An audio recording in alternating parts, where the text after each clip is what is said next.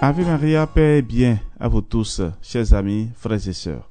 En ce 24e jour du mois de mai, consacré à la très sainte Vierge Marie, le thème que nous allons développer aujourd'hui est Marie, mère des âmes du purgatoire.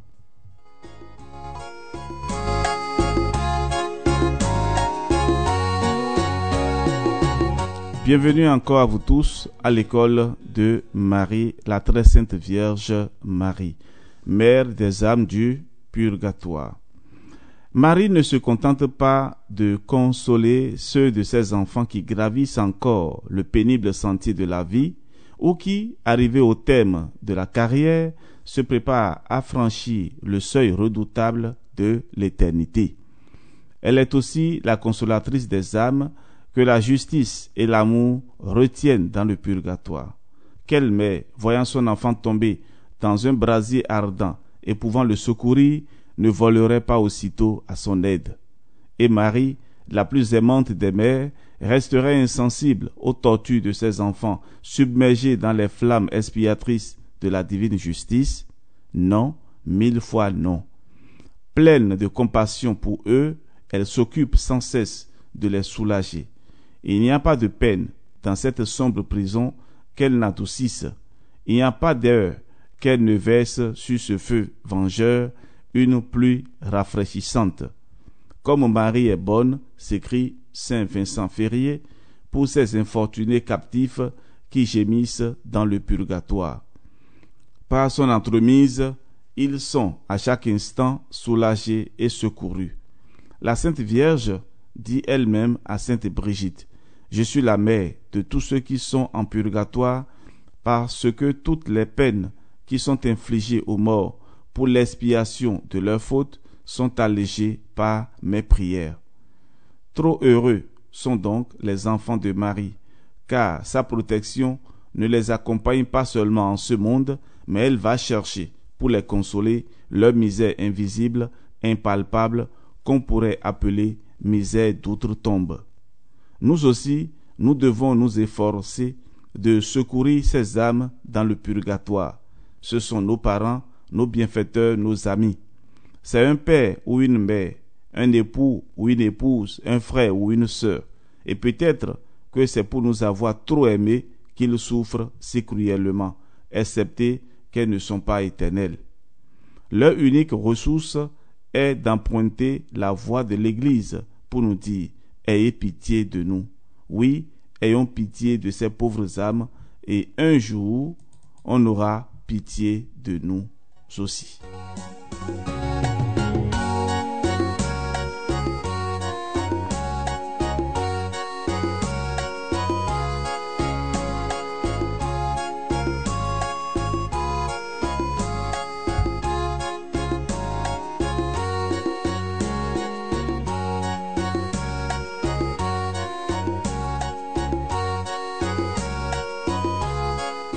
La bienheureuse Vierge Marie ne se borne pas à visiter et à soulager les saintes âmes du purgatoire. Elle les délivre entièrement par son intercession. Pour hâter la fin de leur peine, elle inspire aux vivants de les aider de leurs prières.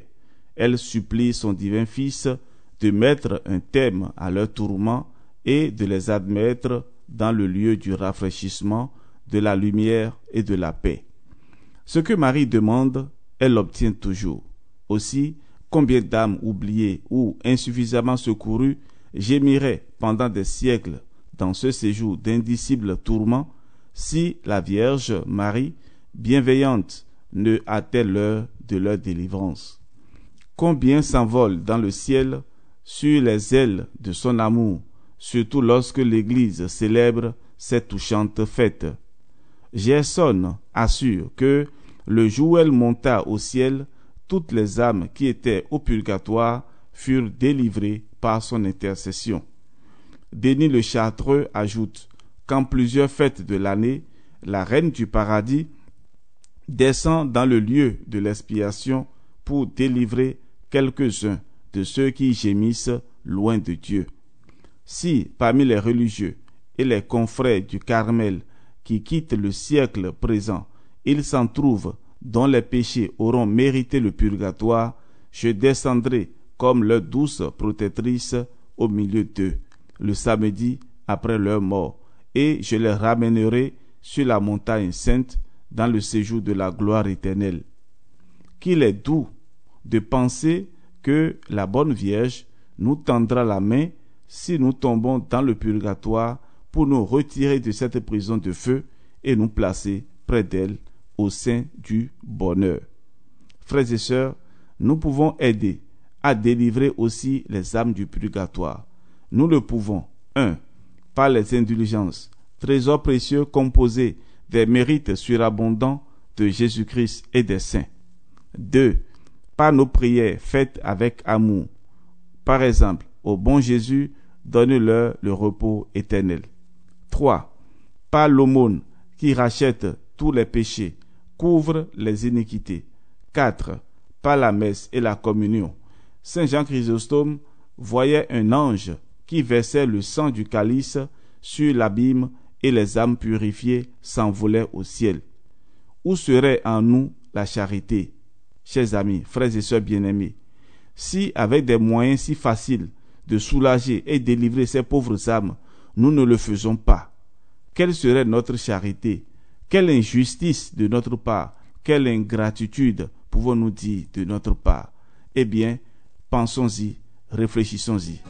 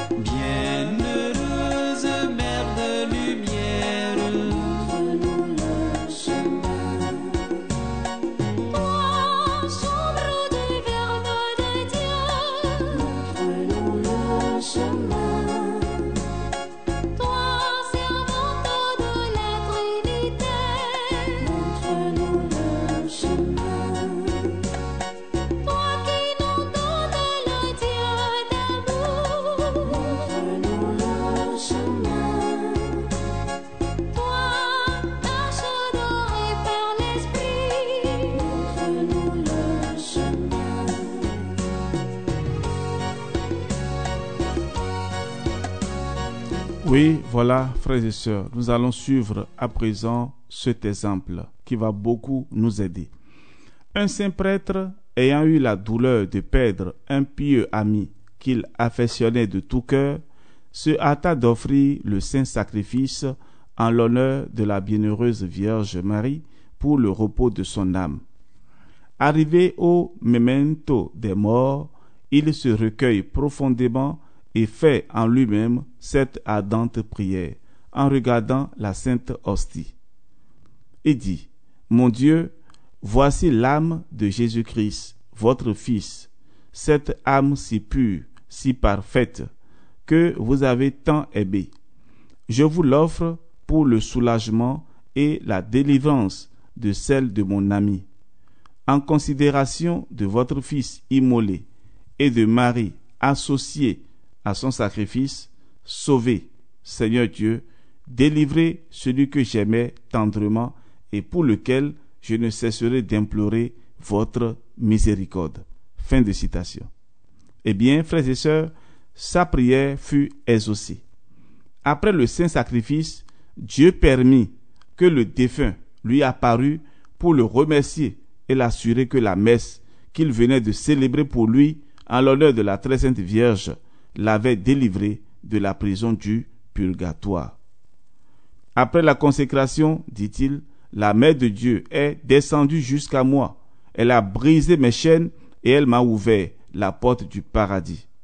À vous, ma reconnaissance. À Marie, tout mon amour durant les siècles des siècles. Et oui, frères et sœurs bien-aimés, que d'amis, que de frères défunts nous soulagerions, nous aussi, si nous entendions souvent la Sainte Messe, si nous faisions souvent pour eux la Sainte Communion. Vierge clémente, apprenez-nous à soulager les saintes âmes du purgatoire. Et nous allons conclure notre méditation de ce jour avec cette prière. Ô Marie, douce étoile de Jacob, qui brillait sur cet océan de feu qu'on nomme purgatoire, ayez pitié de ces pauvres âmes dont vous êtes toujours la mère et l'espérance. Prêtez l'oreille à leur douleur, vous qui tant de fois les avez consolés ici-bas.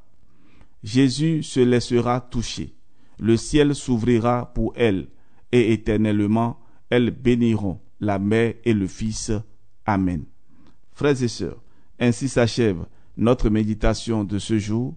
Que Dieu notre Père nous aide à prendre conscience de ce que nous pouvons faire pour soulager les pauvres âmes du purgatoire et sauver aussi notre âme.